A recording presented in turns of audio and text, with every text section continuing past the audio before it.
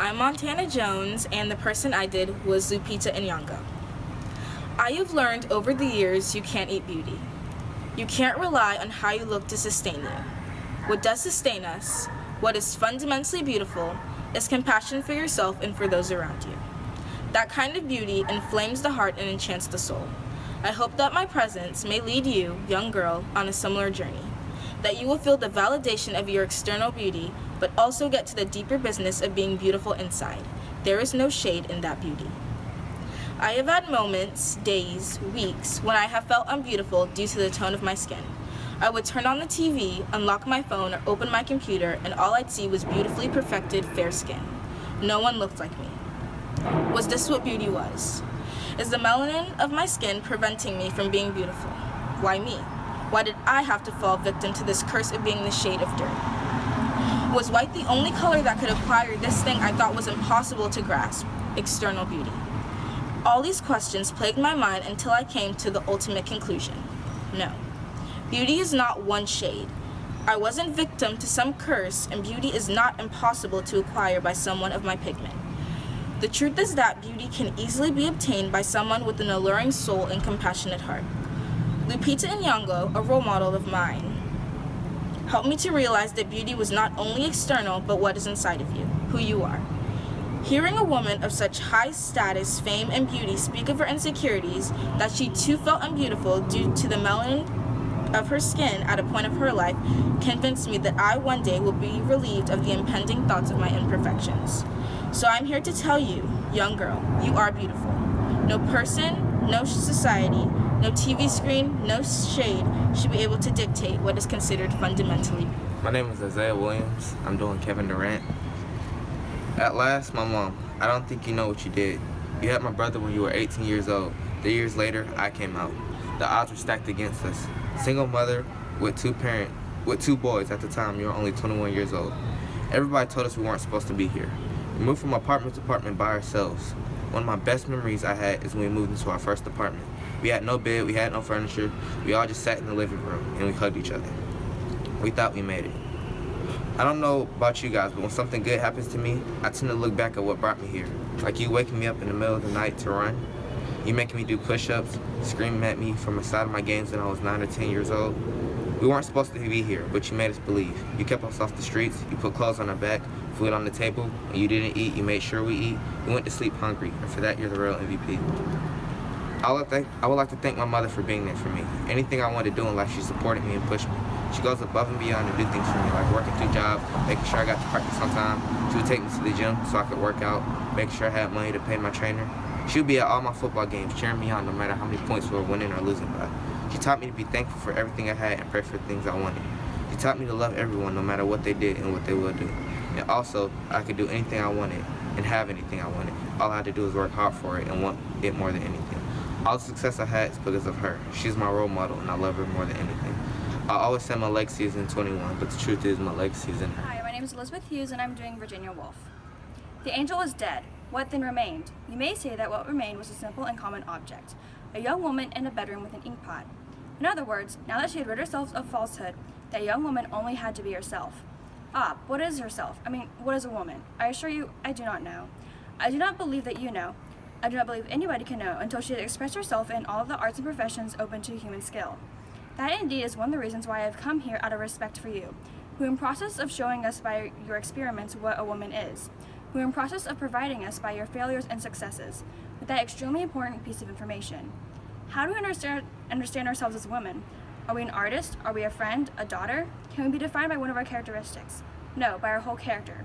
What holds us back? Is it the social barriers or the restraints we place upon ourselves? Only through our journey and quest to understand ourselves and break these barriers can we truly know our place in society. Having confidence in both our success and failures allows us to break through the barriers holding us back from fully being able to succeed. But is anyone truly equal? Everyone should have a chance to choose what they want to do and be able to reach their full potential. We should be confident, ask questions, and explore our own voice without anything holding us back. When we value our whole character of ourselves and others, we allow ourselves to grow and meet our potential, offering our best selves to society. Hi, my name is JoJo Phillips and I did Jane Goodall. Once we're prepared to admit that after all, we are not the only beings with personalities, minds, and above all feelings, and then we start to think about the ways that we use and abuse so many other sentient and sapient creatures on this planet, it really gives for a deep shame, at least for me. We are all humans who abuse resources and animals. We need to change that. There are things that you and I can do today, such as join Roots and Shoots, Jane Goodall's company, which is a community and youth-based program that tackles neighborhood problems and teaches good leadership skills that will help you and others. Please help make a difference in this world. Hi, my name is Saya Bennett, and I did my speech on Sojourner Truth. Look at me. Look at my arm. I have plowed and planted and gathered into barns, and no man could heed me, an int I woman. I could work as much and eat as much as a man when I could get it, and bear the lash as well, an ain't I woman.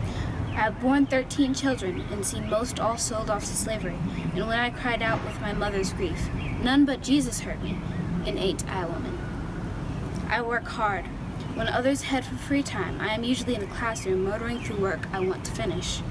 When some might prefer to spend their time watching TV, I am often in my room, studying for my next quiz or working on my next assignment.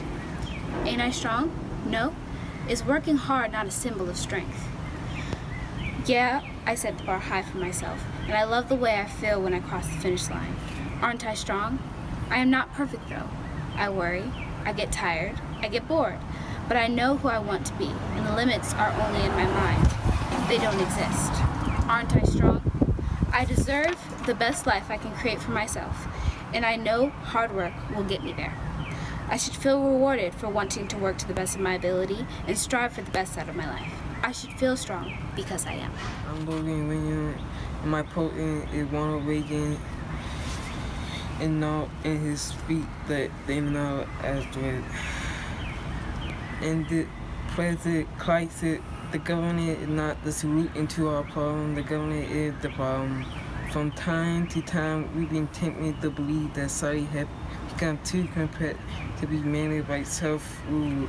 The government by the elite group is superior to the government for, by, and of the people. But no one alone is capable of governing himself, then who alone had the capability to govern someone else? All of us together in and out of government, but bear the burden. The solution we seek must be eliminated, with no one group sent out to pay a hollow price. We had every right to dream, the dream. Those who say that we are in time and they are not Hitler, they just don't know where to look. You can see Hitler every day going in and out of factory gate, although a handful number grew up through the free all up and then the world beyond. You may hear a caught the counter and they are both sides of that counter. They are in with faith in themselves and faith in the idea who create new job, new wealth and opportunity. They are individuals with family with tax support the government, with family get support the church, charity, culture, art and education. Their patriotism, the cardiac but deep, the violent thing are natural life. For too long, people look to the government to solve their problem, when in truth, the government cannot fit all of the problem. We can do more for ourselves than we are doing it. For intact, too many times they are clear to pay programs that are support the help the poor. These programs don't solve the problem and become bullying to the middle class. The solution today is to cut the program and keep the youthful program. He said all the right tax on the rich and lower tax to the middle class. When you think about people we beat and work with every day are healers. One of my healers is my dad, and everyone had healed, only you cannot see them. It can inspire the work hard for our family and community and others. It's inspire people to be sitting there and follow the American dream. Their community through our coming and our pride. I'm Zalen Washington and I did Evan Spiegel. I am asked one question most often. Why didn't you sell your business? It doesn't even make money. It's a fad. You could be on a boat right now. Everyone loves boats. What's wrong with you? I am now convinced that the fastest way to figure out if you are doing something truly important to you is to have somebody offer you a bunch of money to part with it. The best thing is that no matter whether you sell or not, you will learn something very valuable about yourself. If you sell, you will know immediately that it wasn't the right dream anyways. And if you don't sell, you're probably onto something. Maybe you have the beginning of something meaningful. Don't feel bad if you sell out. Don't just stop there. I mean, shucks, we would have sold our first business, but nobody wanted to buy it. When we decided not to sell our business, people called us a lot of things besides crazy. Things like arrogant and entitled. The same words I would have heard used to describe our generation time and time again. The millennial generation, the me generation. Well, it's true. We do have a sense of entitlement, a sense of ownership, because, after all, this is the world we were born into, and we are responsible for it. When people ask me what I'm most proud of, I say I am most proud of staying with what I love. I am proud through all of the years not giving up. I have played baseball, but there have been times where I've doubted putting all my time into one thing. Through the 8 years of playing baseball, I haven't stopped. I haven't given up on what I love. You can quit what you love, but you'll either realize that it wasn't what you love, it wasn't your dream. If you keep on pursuing your dream, you will find happiness and joy. Even if you do stop what you're doing, don't stop there. Continue to find a new passion. Now, when I'm older, I don't plan on playing Major League Baseball. It's to go into computer programming. I want to design apps and websites that we use every day. And right now, I love baseball, and it's what I want to do. But sooner or later, I will continue on to a new dream.